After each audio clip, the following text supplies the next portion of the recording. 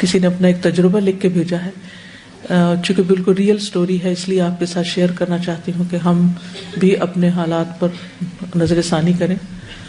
یہ لکھتی ہیں، پیاری استاذہ السلام علیکم ورحمۃ اللہ وبرکاتہ، اللہ تعالیٰ آپ کو اپنی حفظ و امان میں رکھے۔ آپ نے دین کی بجھتی شمع کو جو حیات نو بخشی ہے اور شمعوں سے شمع جلا کر جہالت کی ظلمتوں کو دور کرنے کی جو کوششیں کر رہی ہیں، اللہ تعالیٰ ان کو شرف قبولیت فرمائے اور مزید برابر کرے، آمین۔ غیبت سے متعلق، بیک بائٹنگ سے متعلق اپنا ایک تجربہ آپ سے شیئر کرنا چاہتی ہوں۔ شاید کوئی ایسے تجربات سے پہلے ہی عبرت پکڑ لے کہ خوش قسمت ہے وہ جو دوسروں کے عیبوں سے سبق حاصل کرے۔ 2-3 روز پہلے کی بات ہے، رات 9:45 کے قریب ایک دوست کا میسج آیا اور پوچھا کہ آپ سو رہی ہیں؟ میری کوشش ہوتی ہے کہ رات 9 بجے تک سو جاؤں، اور یہ بات میرے سب عزیزوں کو پتہ ہے، اس لیے کوئی بھی مجھے 9 بجے کے بعد ایمرجنسی کے علاوہ فون نہیں کرتا۔ میں چونکہ جاگ رہی تھی اس لیے اسے فون کر لیا کہ شاید کوئی ضروری بات ہو۔ خیر بات ہوئی اور اس نے حال احوال کے بعد ہمارے ایک مشترکہ عزیز کی ایک بات بتائی کہ انہوں نے ان کے بارے میں فلاں سے یہ بات کی ہے، جس کے جواب میں نے کہا چھوڑو، وہ تو ہے ہی ایسا اور ایسا، اور پہلے اس نے یہ اور یہ کیا ہے۔ حالانکہ مجھے اس تیسرے شخص کے بارے میں کوئی بھی منفی بات کہنے کی ضرورت نہیں تھی، بلکہ ہونا تو یہ چاہیے تھا کہ میں دوست سے کہتی کہ کوئی غلط فہمی ہو گئی ہوگی یا کوئی اور اچھی بات کر دیتی۔ مجھے یہ بات زیب نہیں دیتی اور میری خود سے توقع بھی نہیں تھی کہ میں کسی کے بارے میں کوئی ایسی بات کر سکتی ہوں، یعنی سب اچانک ان کے منہ سے نکل گیا۔ ایسے تیسرے شخص کے بارے میں منفی بات کرنے کے فوراً بعد مجھے احساس ہو گیا کہ میں نے بہت بڑی غلطی کی ہے۔ میرا ان سے کیا لینا دینا، لیکن تیر کمان سے نکل چکا تھا۔ اس وقت میں اتنا ہی کر سکتی تھی کہ دل میں ندامت ہوئی اور دوست سے کہا اب چھوڑو اور یہ بات آگے کسی کو نہ بتانا۔ میرے بتر رہتے تھے، وہ پڑھنے کے لیے کھڑی تو اللہ سے بہت شرم آئی کہ میں نے لیٹ سو کر اور فون کر کے کیا پایا، سونے سے پہلے بلا وجہ کسی کے بارے میں اتنی خراب بات کر دی۔ اپنے لیے اور جس کی غیبت کی تھی اس کے لیے مغفرت کی دعا کرتی رہی، ساری رات بے چینی سے گزاری۔ اگلے دن بھی اس بات کا قلق رہا۔ دوسری رات خواب میں ایک بڑے فریج میں گوشت دیکھا، وہ سب انسانی گوشت تھا، ایک پوری باڈی بھی تھی، اور فریج کھول کر میں سوچتی ہوں کیا پکانا چاہیے یا کیا کھانا چاہیے۔ ساتھ ہی ایک ٹوکا لے کر مکمل باڈی سے ایک بازو کاٹنے لگتی ہوں کہ آج ایک بازو ہی کافی ہے۔ بازو کاٹنے کے لیے ہاتھ کے پاس سے ٹوکے سے ضرب لگاتی ہوں تو باڈی سے ایسی سرسراہٹ ہوتی ہے جیسے اسے درد ہوئی ہے۔ دوبارہ ضرب لگاتی ہوں تو وہ درد کی شدت کو اور محسوس کرتی ہے اور ہلتی ہے۔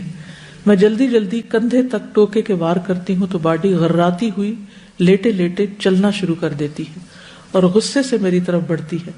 میں ڈر کے بھاگتی ہوں اور وہ غراتی ہوئی تیزی سے رینگتی ہوئی میری طرف بڑھتی ہے، اور میں ایک کمرے میں گھس کر اندھے سے چٹکنی لگا لیتی ہوں اور ساتھ ہی میری آنکھ کھل جاتی ہے۔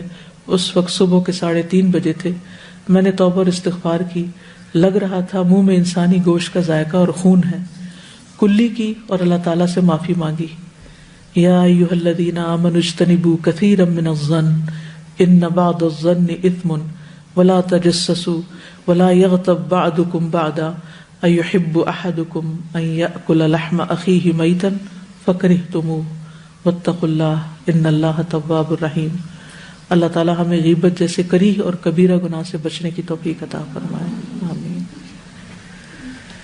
عام طور پر ہم خود نہ بھی شروع کریں تو ایسی سچویشنز ہو جاتی ہیں، آپ نماز پڑھنے کھڑے، آدھی نماز پڑھی، آدھی نماز کے بیچ میں کسی کا فون آ جاتا ہے، آپ سوچتے ہیں اچھا چلو کوئی کسی کا مسئلہ ہوگا حل کر دیں، اور اتنے میں اچانک نہ چاہتے ہوئے بھی منہ سے کیسی کیسی باتیں نکلنے لگتی ہیں کسی کے بارے میں۔ تو ایسے تمام مواقع پر بھی محتاط رہنے کی ضرورت ہے۔ جب کوئی کسی کے بارے میں بات کرے تو کوشش کریں کہ اس کا دفاع کریں یا پھر کسی بھی طرح موضوع کو بدلنے کی کوشش کریں، کیونکہ یہ سب کچھ ہمارے اپنے ہی حق میں بہتر نہیں۔ کوئی کچھ کہنا چاہتا ہے؟ اس ویکینڈ پہ مجھے کچھ اسی طرح کا ایک اور تجربہ ہوا کہ میں کسی کے گھر گئی اور وہ شخص مسلسل ایک کے بعد ایک کے عیب بیان کر رہا تھا، اور میں ڈیفینڈ کرتی رہی کہ نہیں تم، اینڈ میں نے کہا کہ آپ نیتوں تک مت پہنچو، یہ تو اللہ کی صفت ہے کہ اللہ ہی نیت جانتا ہے، تو ڈیفینڈ کرتی رہی۔ پھر میں نے ایک بات سنی ہوئی تھی، شاید میرا خیال حدیث میں ہے کہ جو شخص کسی کی غیبت کرتا ہے وہ اپنے گھر میں ذلیل ہو جاتا ہے, اللہ تعالیٰ اس کو اس کے گھر میں ہی ذلیل ہو جاتا ہے, یا حدیث ہے یا کسی کا قول تھا. تو پھر یہی ہوا کہ کوئی شخص آیا جو کسی کی برائیوں کے پیچھے پڑتا ہے جی. تو وہ مسلسل میں کچھ عرصہ مطلب پورا دن اسی طرح ہی گزرا کہ میں ڈیفینڈ کرتی رہی, اور وہ شخص کسی کی برائی کرتا رہا اور میں ڈیفینڈ کرتی رہی. اور پھر کیا ہوا کہ کوئی ایک شخص باہر سے آیا, اور سب ہم بیٹھے ہوئے تھے کمرے میں, اور اس شخص کو اتنا ذلیل کیا کہ میں آپ کو بتا نہیں سکتی. کیونکہ ہر عمل کا ایک ایکشن کا ری ایکشن ہوتا ہے. جی آپ کچھ کہہ رہے ہیں؟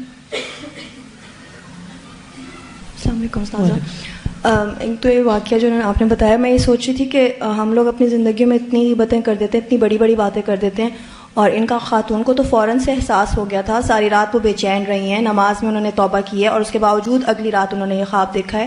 تو ہم لوگ اتنی بڑی بڑی باتیں کر جاتے ہیں اور ہمیں احساس بھی نہیں ہوتا, اور ہمیں کبھی کوئی اس طرح کا خواب آتا بھی نہیں ہے. تو میں سوچی تھی اس کی وجہ کیا ہے کہ ہم لوگ اتنے بڑے گناہ کر کے بھی ہمیں احساس نہیں ہوتا, اور ان کو ایک ندامت کے باوجود اتنا جو ہے وہ عبرتناک خواب دکھایا گیا ہے, ایک خوفناک صورتحال, ایک ان کو زیادہ احساس دلانے کے لیے. تو میرے ذہن میں آیا تھا کہ وہ ویسے ہی اتنی زیادہ کانشیس تھیں اللہ تعالیٰ کے خوف سے کہ فوراً نادم بھی ہو رہی ہیں, اور غلطی سے نکل آیا. ان کو خود سے بھی یہ بات کی توقع نہیں تھی کہ میں ایسا کروں گی. تو وہ جتنا زیادہ اللہ تعالیٰ سے خوف ویسے ہی ان کے دل میں تھا, اتنا ہی اللہ تعالیٰ نے ان کو اور زیادہ جو ہے وہ کانشیس کر دیا کہ نیکسٹ ٹائم اتنا بھی نہ ہو.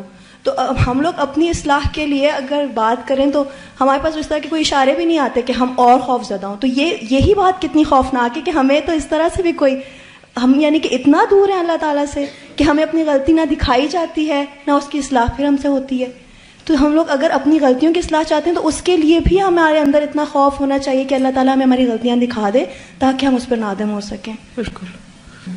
یعنی بعض اوقات یہ ہوتا ہے کہ آپ کو کسی کا مسئلہ سننا پڑتا ہے, حل کرنا پڑتا ہے, لیکن یہ نہیں کہ آپ اس کے ساتھ مل جائیں اور آپ بھی ساتھ ایڈیشن شروع کر دیں کہ ہاں وہ ایسا ہی ہے.